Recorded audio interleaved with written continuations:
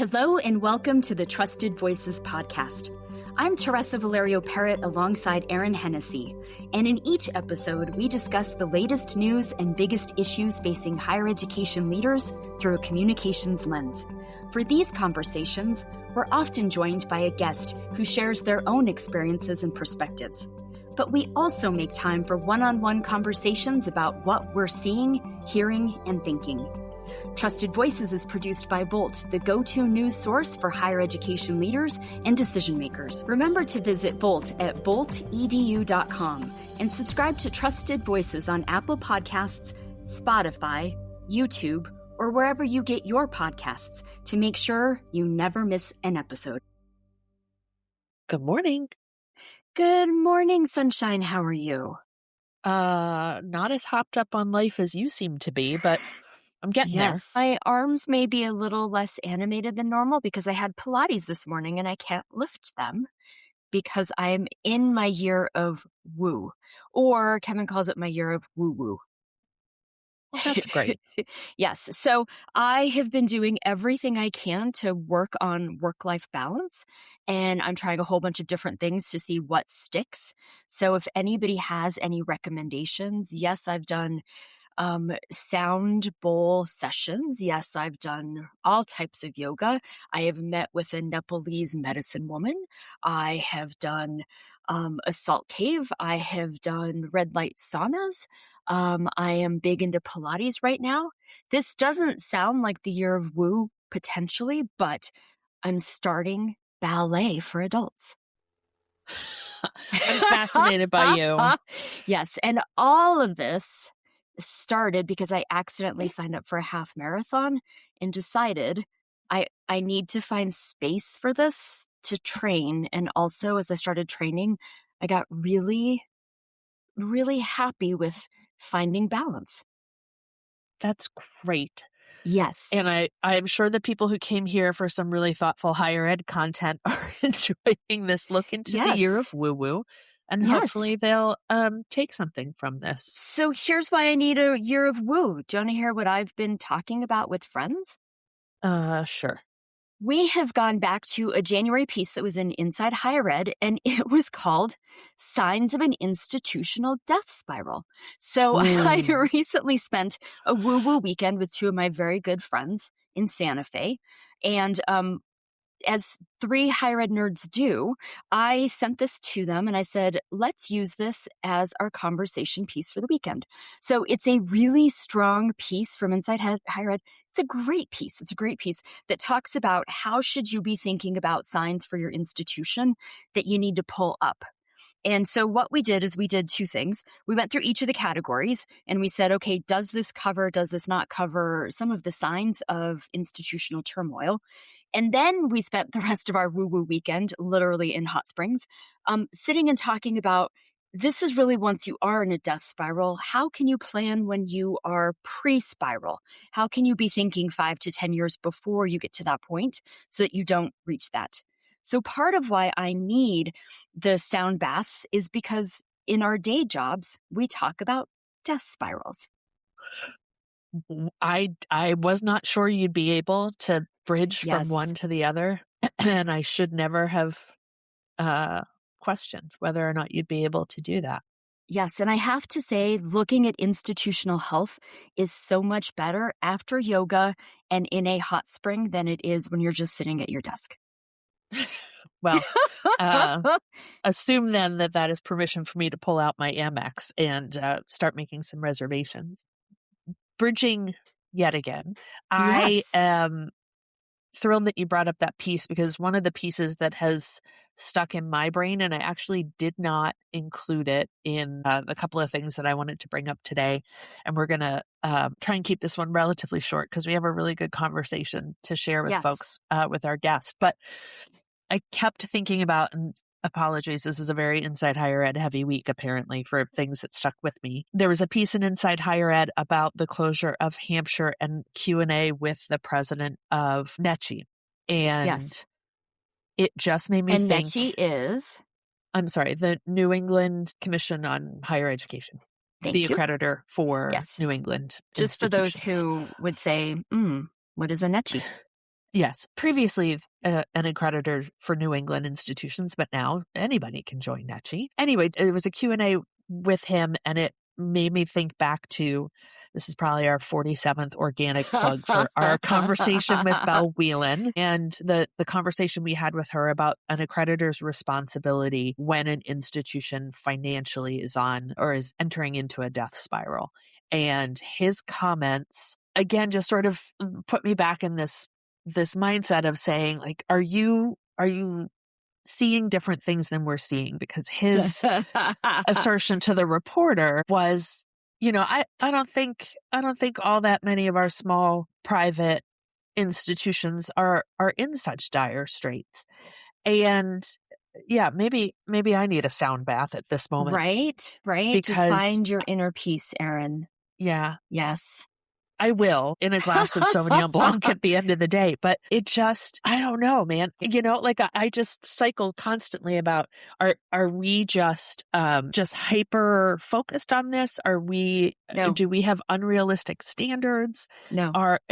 Well, because our standards are about what is in the best interest of students, what is in the best interest of our faculty, how do we maintain mission? And that's one of the things that I really liked about the piece that I mentioned, is that she broke down these different indicators into categories and then into basically measurable pieces that we should be looking at. And it was exactly how we feel, although there were some areas that the group thought should be enhanced and added to. And there was one reference to marketing and communications, and we thought there should be a section. But it's big. There are many indicators. And my big worry for the industry, and why I continue to make sure that I have that work-life balance, is this is serious stuff, and we need the most serious people thinking about what helps us build trust. But it's not just about messaging. It's about taking our finances and our responsibilities and our mission seriously. Yeah, and accountability. having the forethought to say, this is what we can do and this is what we can't do and why. And not thinking about runways as, aborted flights, but instead about what makes the most sense if you want to go the farthest in your flight. And so, no, I don't think that you are thinking about it wrong, or we're thinking about, maybe this is a better way to say it, we're thinking about this similarly.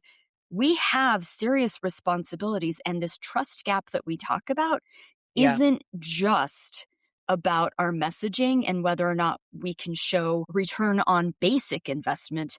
It's the whole investment that people and communities and institutions are giving to us. Yeah. And so folks know already, having tuned in, that we're talking with John Fry, the president of Temple, in this episode. And we don't talk about it in the actual conversation, but I do want to give him a lot of credit. There was a recent piece in the Philadelphia Inquirer about Temple's enrollment and financial position. And I was so impressed by the way in which he had a conversation and his team talked with this reporter, and they were very transparent. They were very forthcoming to say, here are the challenges. We're aware of them and we're working through them, instead of trying to say, no, don't look at that. Look over here. And so, or this happened to us, and so we're going to approach it as if it happened to us. I think saying, this is our reality and this is how we're going to lead through it is critically important. And I love, as you all are going to hear, how pragmatic, but also how optimistic he was through all of this. And that's the kind of leadership that a 24-year president is going to bring to the table. Yeah, absolutely. He's seen it all. So thank you for bringing that piece back to the forefront. I will definitely look at it again. It's good. Yeah. And we'll flag the recent Q&A with the president of NECI as well in the show notes, as well as that Philadelphia Inquirer piece about Temple. The other piece that has sort of been on my mind this week is not necessarily the piece, but the news development is that the Department of Education has finalized their regulations around loan caps and have put in place loan caps that for graduate programs that are going to be, I think, really detrimental long-term to a lot of institutions. And so we've talked about this before. We don't need to go into a huge amount of depth on it, but for professional programs, those including medicine, including law, including some of those really high-cost programs, folks will have a cap on those professional degrees. And there's, of course, a huge amount of debate around what is a professional degree. Nursing, in the perception of the Department of Education, is not a professional degree, and so is now categorized as a graduate program. And those programs will face, students enrolling in those programs will face lower loan caps. So they will be able to borrow less for pursuing those programs. We have a couple of client institutions that are impacted by this, and they've been talking about what this means, not just for them as institutions, but for fields like nursing, education, where we are A, really short on talent right now, and B, really in a position where we need to continue to diversify those fields, and this will make that even harder. And I'll also add to that, it's as of today, May 1st. And the reason that I say that is that institutions need to be, some of them have already buttoned up their budgets for the coming year. Some of them are buttoning up their budgets. So to get this determination by the Department of Education in time for the end of the fiscal year, there are a lot of institutions that are scrambling. All of those that we've talked to were planning as if these would move forward, but they still had a little bit of wiggle room in there just in case they were going to be adjusted. So if this would have come out in, let's say, a January or a February timeline, this would have given our institutions the ability to be more strategic. And they have done their best to try to figure out what the pieces would be that they would have moving forward. But to now, May 1st, to see more of those pieces coming into focus, this is no bueno. Yeah, with 8 weeks left to go before the end of the fiscal year for so many. This is when the money trees, if the presidents have those, or the slush funds, all of those imaginary things that somehow people seem to think exist, but we know don't. If you did have one, now's the time to water that tree a little bit more. Yes. Prune it with loving, tender care. As we heard from Todd way back when, prune it. Prune it, baby. Yeah. I also want to flag two other quick things that are not directly higher ed related, but I think really should be informing sort of how we look at the world and how we look at the larger piece of work that we do as we talk with presidents and senior leaders about the world around us and how to prepare to face it. There's a really interesting study that just came out, and this is it's a partnership between the AP and Northwestern Medill School of Journalism. And it is the evolving news landscape, comparing media habits and trusts between teens and adults. And since those are two of our big audiences in this world, I just wanted to flag, this would be something that I would absolutely be forcing my Georgetown students to go through line by line with me. But there are some really, really interesting places where these two audiences diverge. There are some interesting places where they come back together.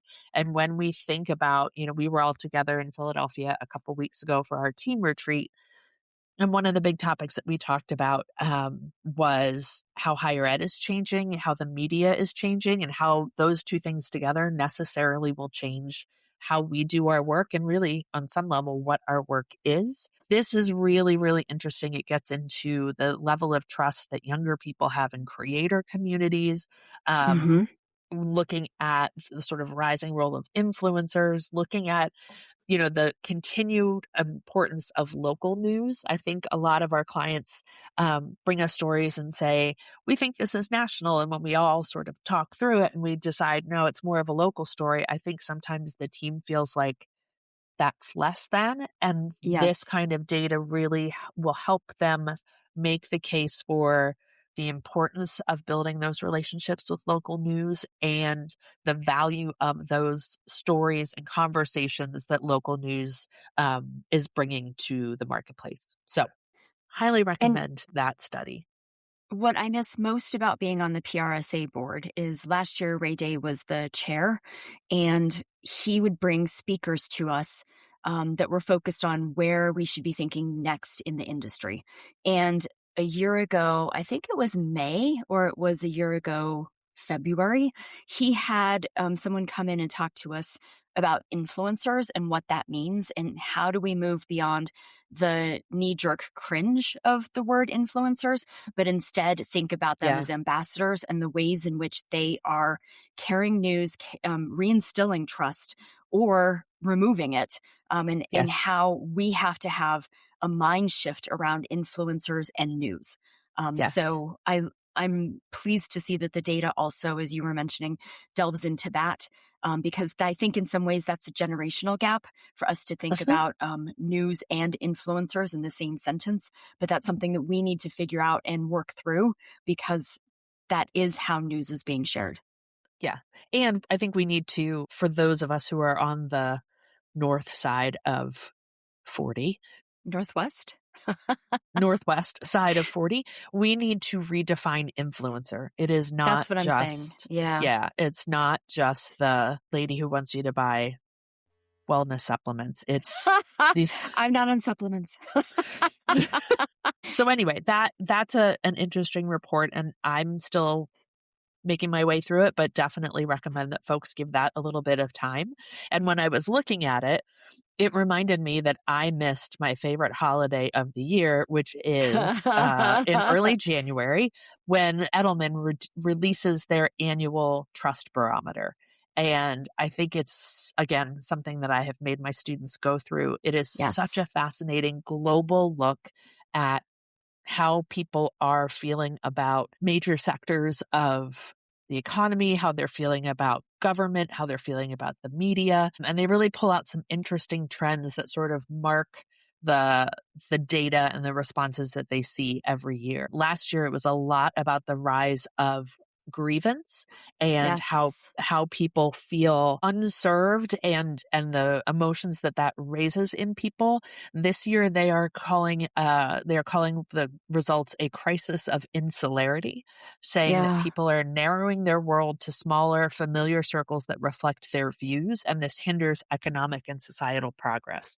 And I think that interestingly dovetails with what you see in this news landscape survey data, that people are looking to influencers because they have that parasocial relationship. They feel like that person is part of their circle, and just sort of what all of that means for us in terms of media. And there's some interesting data in here about AI, about how you can use trust to bridge divides between people, just a lot of data and some really interesting insights. So I highly recommend that for folks as things start to slow down a little bit on some campuses. Those are two really good reports to spend some time with.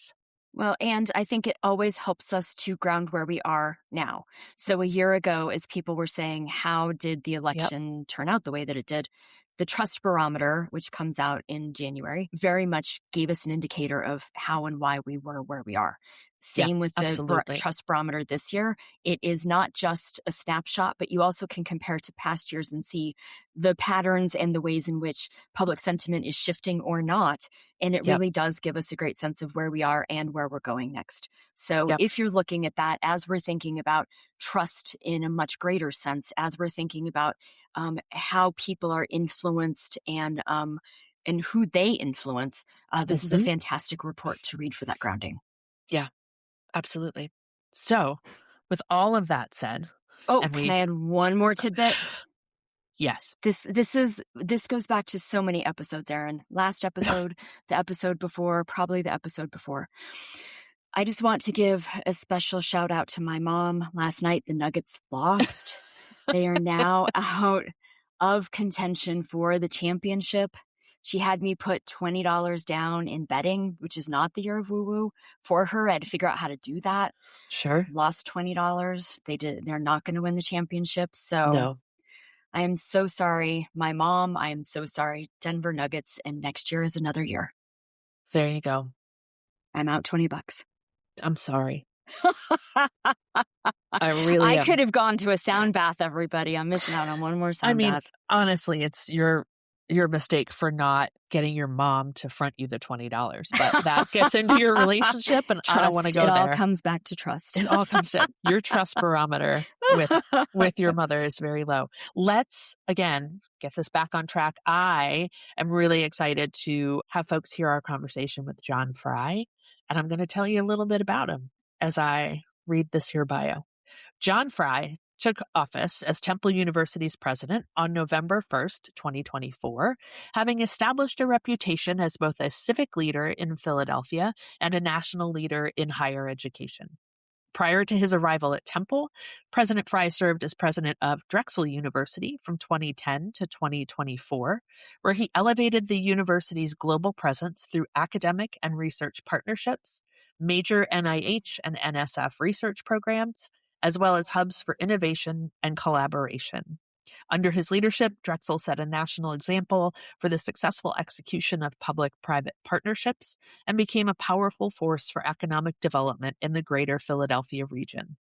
Before joining Drexel, he served as president of Franklin and Marshall College from 2002 to 2010 and executive vice president of the University of Pennsylvania from 1995 to 2002. A native of Brooklyn, New York, Fry graduated from Lafayette College and earned a master's degree in business administration from the NYU Stern School of Business. He and his wife, who is an art historian, have 3 adult children who you'll hear a little bit about in our conversation. Thank you so much for joining us, John. I know that Erin wants us to get into some local and regional questions, but I'd love for our conversation to start a little bit more holistically. I read that you initially transitioned to a campus leadership position after serving as a consultant to that institution, which of course we obviously appreciate. So if you were to put your consulting hat back on after all of these years, how would you assess the state of the industry, including its current slate of leaders and the opportunities for the future? And how does your past consulting experience help you in your capacity as president? Yeah. Well, first, every consultant's worst nightmare is to implement his or her recommendations. So True.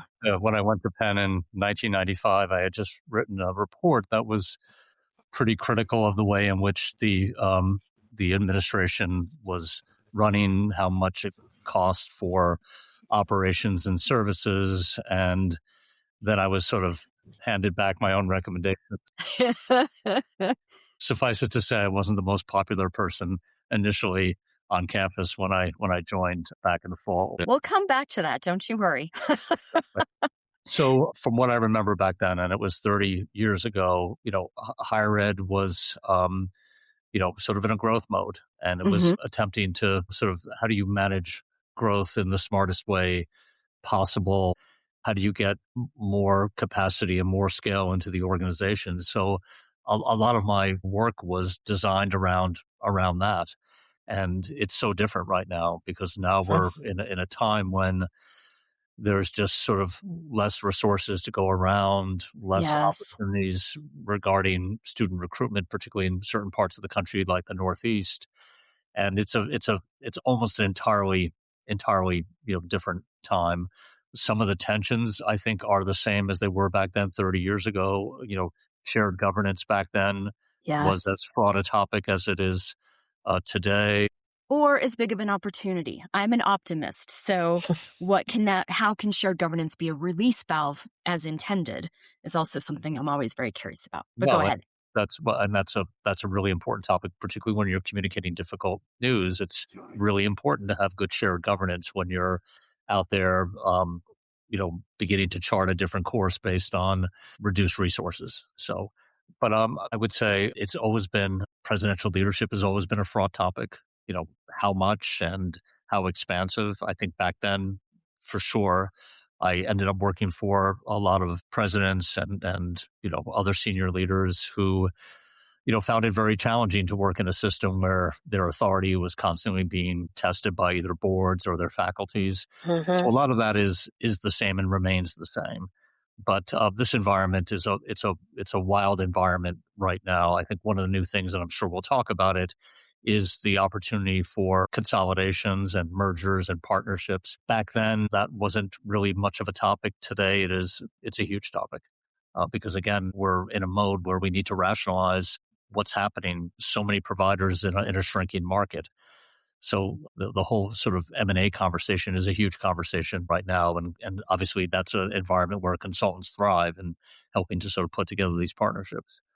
So it would be a really interesting time to be back in consulting. Unfortunately, I'm not. And so I have to sort of live with what I have. I can't quite tell if you just said fortunately or unfortunately, but I think either could apply. You tee me up beautifully for my question, and I mentioned to you before we started recording that my late father, is a Drexel alum, and he actually worked in mergers and acquisitions. So this moment would be of great interest to him. When you, as you mentioned, the Northeast and sort of the density of institutions in the Northeast, and I think a lot of people think about Boston as a college town, but I've always thought about Philadelphia as a college town as well. And we've seen a lot of consolidation in the last handful of years, whether it's Philadelphia University and Jefferson, St. Joe's, and a couple of different institutions there, Villanova and Rosemont. You had some experience with this when you were at Drexel and some consolidation. We've also seen sort of the negative side or the flip side of that coin with closures of University of the Arts and Cabrini. And I just wonder, sitting where you sit now and sitting where you've sat previously, what do you think that consolidation trend says about Philadelphia's future as a college town? And are there things that other college towns like Boston and New York and Chicago should be looking at as we sort of navigate this trend? Well, I think more of it is inevitable. And I think the question is, can it be managed better than it's managed? So Yes. Yeah. I'll give you the Drexel University merger with Salus University as an example of a situation where Salus actually was in strong shape, good endowment, nice number of students, market relevant programs. But the president there, Michael Middleman, I think was thinking, as he should, as we all should, about 10 years ahead. And Yes. thought that a larger platform for Salus would be a better way for them to navigate the future. He and I knew each other from various civic things that we did together. We got into a conversation about this one day. And then I think after some good conversations between ourselves and our boards, we embarked on what I think has been not only a great process, but a great outcome. But Salus did that from a position of strength, not from a position Yes. of weakness. Right. So I think the first advice I would give institutions that are out there is that as they think ahead a decade. And Yes. if you think you can still be viable as an independent institution, public or private, then stick to it and keep going. But if you have doubts about whether or not you have a platform that's going to allow you to stay independent, exploring those relationships from a position of strength right now with desirable institutions and being really sort of systematic and thorough about it is exactly the right thing to do. Now, on the other side, for institutions that have bigger platforms, places like Temple, we also need to be attentive to the opposite question, which is what are our gaps and are there partnerships that could sort of fill in those gaps? And, Right. I think that I know for Temple, there'll be many exciting opportunities going forward, but we're going to try to be very selective and very careful about the things we entertain versus ones that, may sound nice on the surface, but aren't going to be accretive. But I think this is a big topic now, for both institutions that see themselves folding into a larger system and larger institutions that see this as a way of building more capacity and deepening areas where they need to deepen to be more competitive. You just raised two things that I think are critically important. The first is I love that you gave that decade-long perspective. That's something that Erin and I talk about all of the time. We work with institutions who may be looking ahead and saying, at what point are we the most attractive to combine with another institution so that we really do have a partnership? We're not just the sum of our parts, and we're not just looking to kind of sell off in a fire sale. And that, I think, is critically important. So I love the way that you talked about 10 years out. Often when we're working with an institution, they may be looking as short as 2 weeks out, maybe a semester out. Sometimes it's a luxury if they're 2 years out.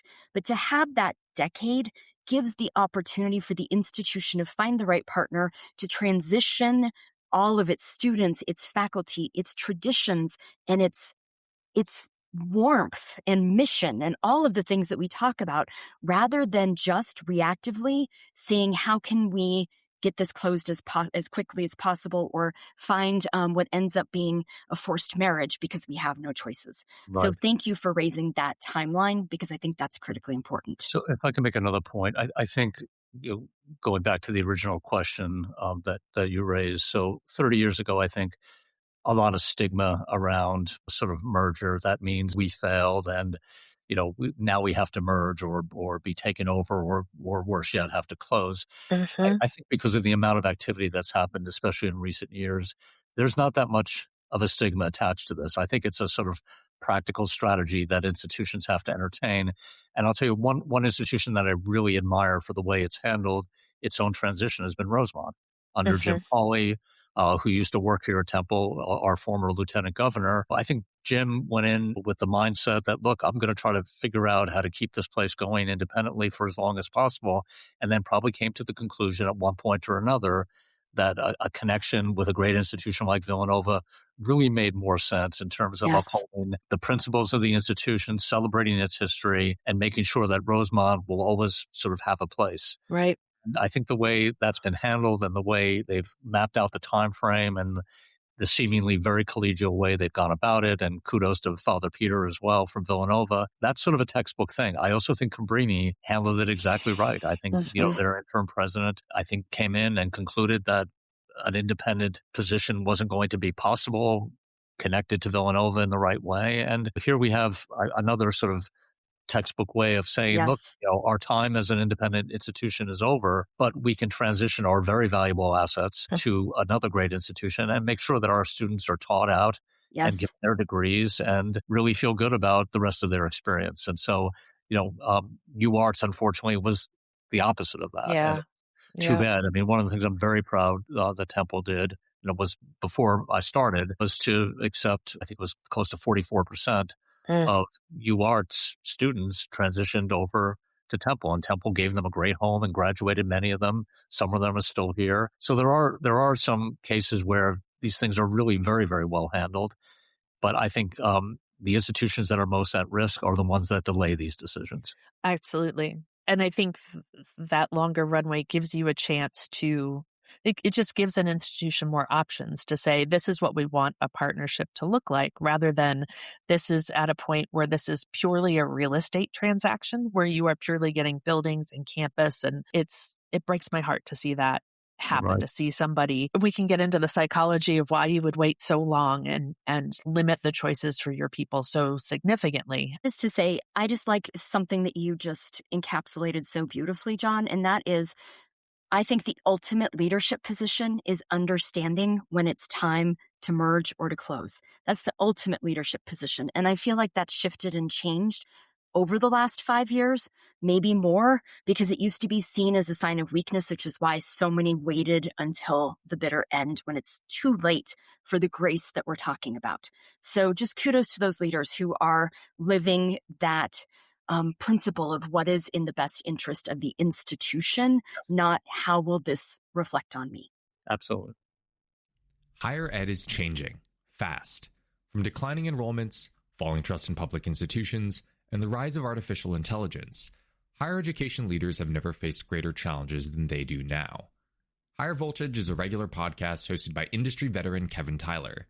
In each episode, he talks to higher ed leaders and experts to get their take on what's working, what's not, and what has to change. Higher Voltage isn't just for anyone who works in higher education. It's for anyone who is interested in or cares about higher education. Listen to Higher Voltage anywhere you get your podcasts. One thing I did want to mention, though, I was just sort of thinking about the previous few minutes of conversation, and you guys have probably already covered this, but looking at health systems and the way health systems have evolved.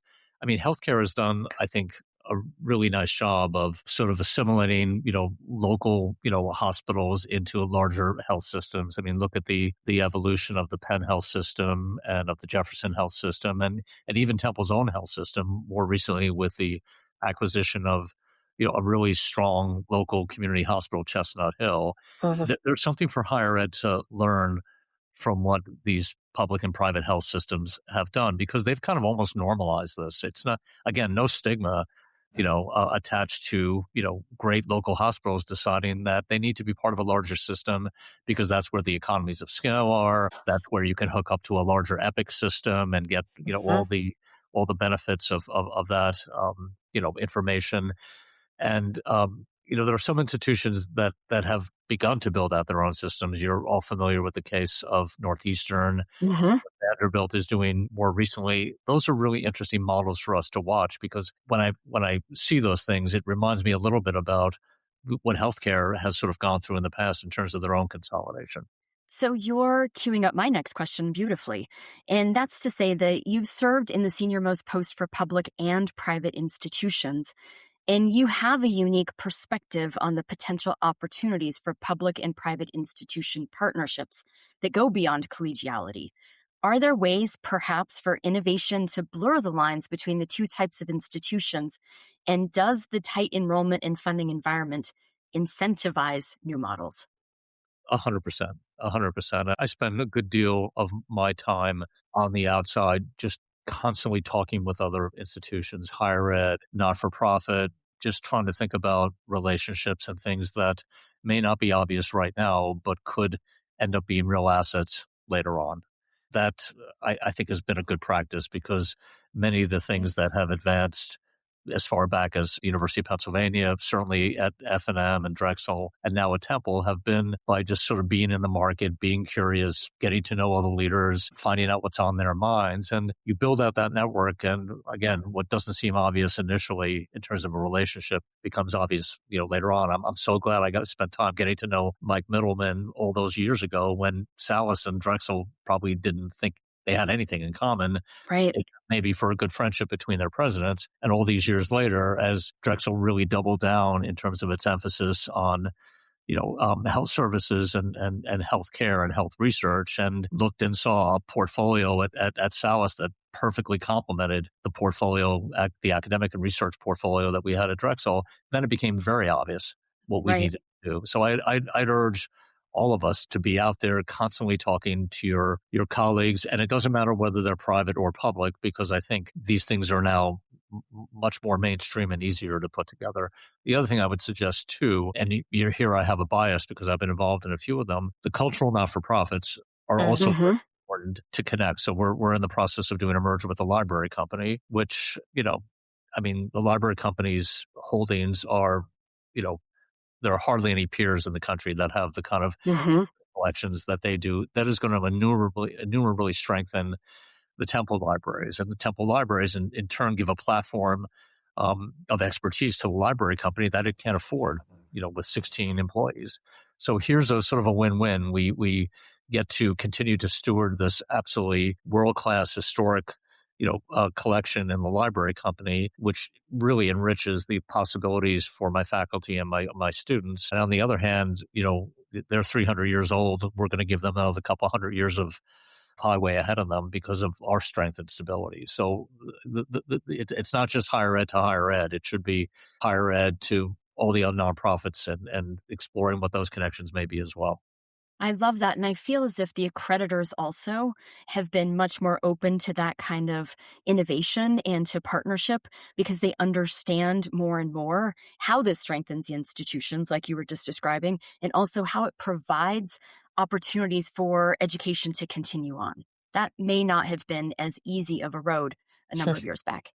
Right, right. And also to steward precious assets, because Yes. in the process of all the things that are happening, we have these precious intellectual assets that someone needs to hold, and to own, to support going forward. And, we feel really good about that because the library company's repository of material has to be preserved and protected and stewarded going forward. And it's going to be a great opportunity for Temple to work with them to do that. That's great. I want to work at a library company, the library company. That would be my dream job, to just be surrounded by those collections It's a pretty all cool. day, every day. Yeah, you must have gotten a great behind the scenes tour. Uh, I did actually. It was phenomenal.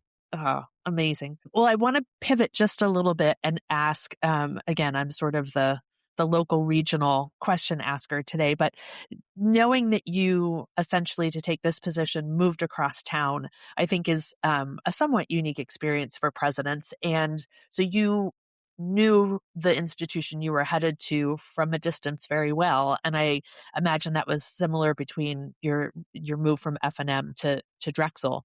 What when you arrived at Temple or when you arrived at Drexel, what were some of the preconceived notions you had about these new institutions being a neighbor or a regional neighbor that you had to let go of and sort of reset your thinking about or unpack some information that wasn't quite accurate that you had as a local neighbor?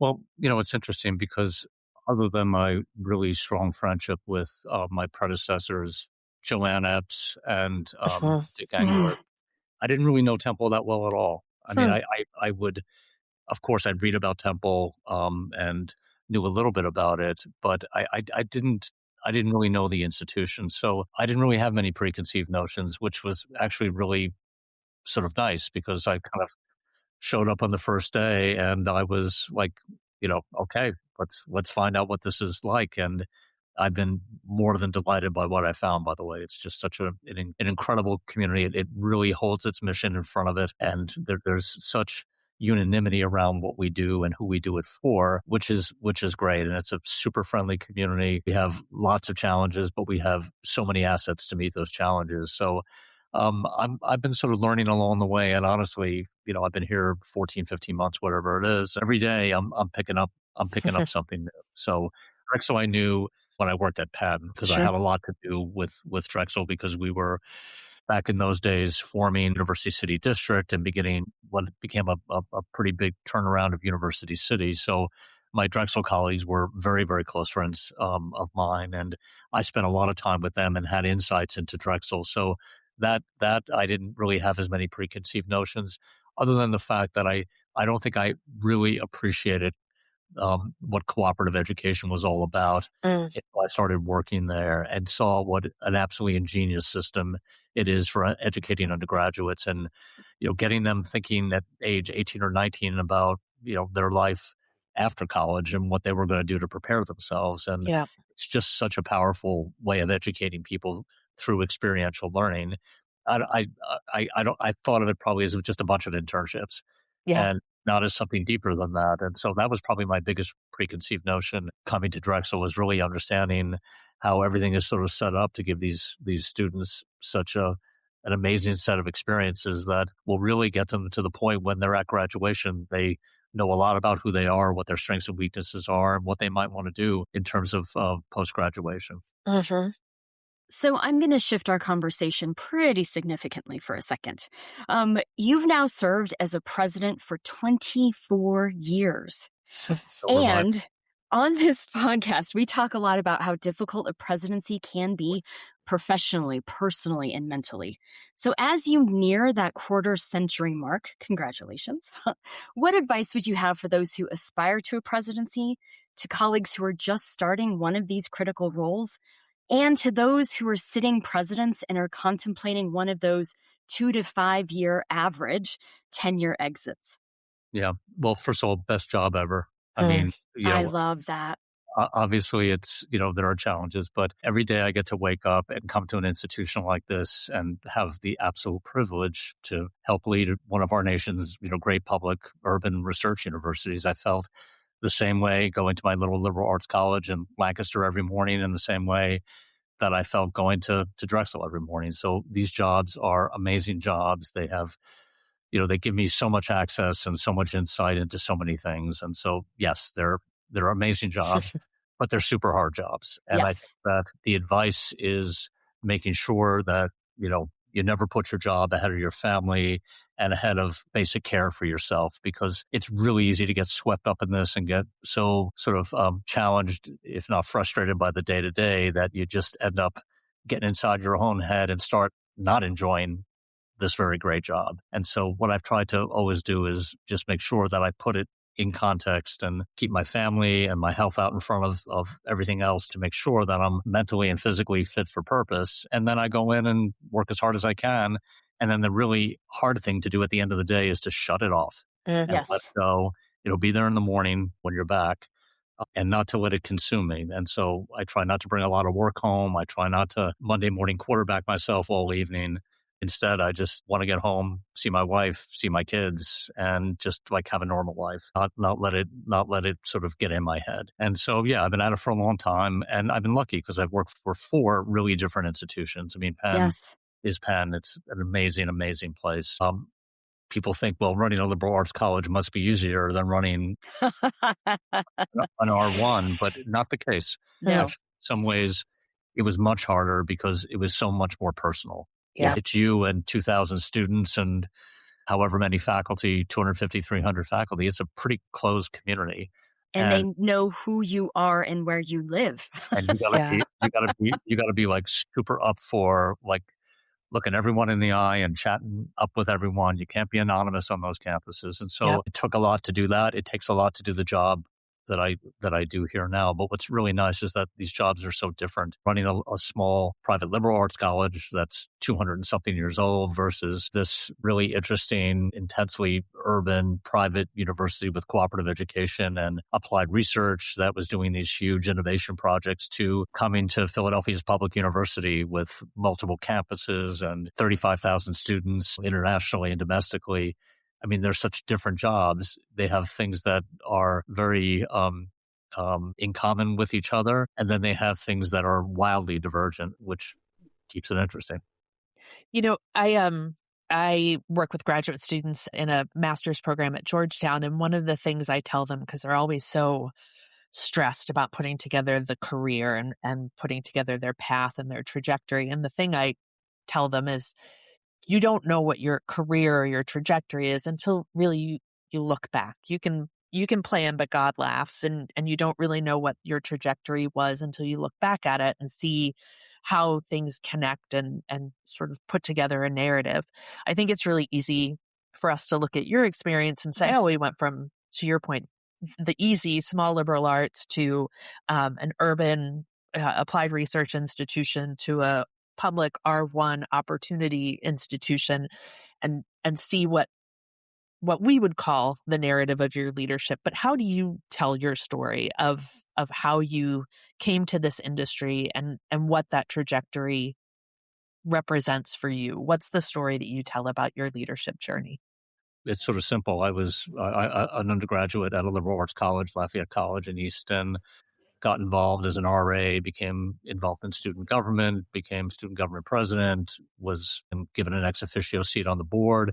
And I sort of watched, maybe from a little bit from the upper decks, how these institutions sort of ran. And it was to me, and I was treated as like a dumb 20-year-old. What did I know? But they treated me like an esteemed colleague that I really sort of wasn't, but they put up with me and the dumb questions that I would ask. But I had a seat at the table, and I remember thinking, what institution would give a student that much respect and opportunity to sort of have voice? And what million or billion dollar organization, business, right? I know, and so that always sort of stuck with me. It was just such a wonderful, number of years where I got to participate in the life of this institution in a very special way. So all those years later, when I was on the audit staff of the company that I worked for, and they needed someone to go to Virginia for a year to be a consultant at a university, I said, wow, it'd be fun to go back and work in one of those places again. And that literally is how it happened. It was very serendipitous. And the rest was a good set of fortune and opportunities that I took advantage of and worked my way through the rest of it. But it was all forged as an undergraduate at an institution that actually really cared deeply about shared governance. That was sort of what they did, and they really did a good job of it.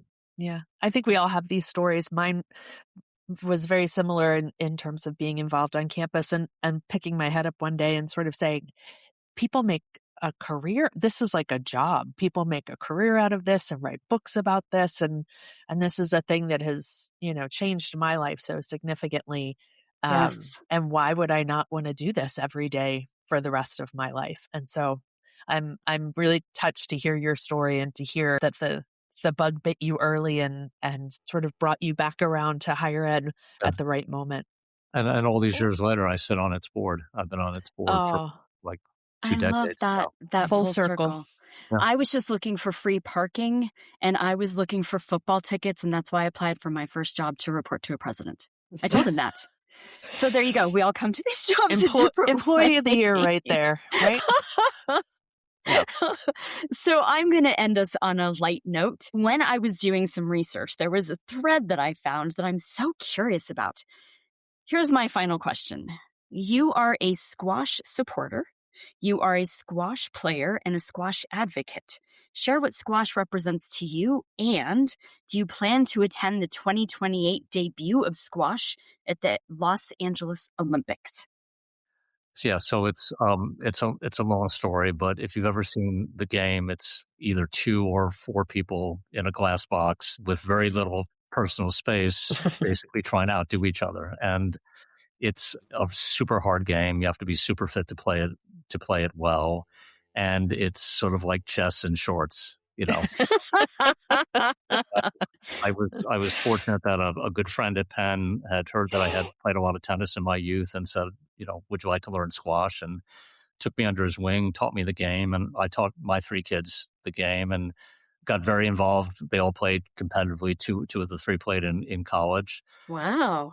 It just became a sort of family thing. And then I was looking for opportunities to sort of, give back, and became involved in U.S. squash and became the chair of the board. And then we built the Arlen Specter National Training Center on That's the amazing. campus. And that was, I think, considered a pivotal investment for the game, because we started then producing Olympic caliber players, and eventually we applied to get accepted into the Olympics, which we had not received yes to previous applications. And luckily we'll be there in LA in 28, and I do intend to go. That's super amazing. Cool. You just lit up with that question, and all I could think is either the internet led me astray and he's about to tell me I have no idea what you're talking about, maybe give me a zucchini recipe, or you were going to lean in. So thank you for talking about that. You just made my day. If you've never played, it's a hard game to pick up, but once you pick it up, you'll never let it down. It's a great game. Shocked that there is no protection that anybody wears except for eye protection. I would want a helmet and pads, because that ball is moving fast. Yeah. And it would bruise you really badly, right? Yeah, I've worn a bunch of those balls, and they once they hit, they stay. You don't get rid of the black and blue easily. Sounds a lot like a presidency. Yeah. Well, you already scolded us once. I'm going to give you a President Fry on the way out. President Fry, we really appreciate you taking the time to talk with us. Your passion for the work that your institutions do is evident. And as somebody who sits across the river and watches these institutions closely, it really is an honor to have the opportunity to chat with you today. Great. Thanks, Erin. Thank you so very much. Thank you. Take care.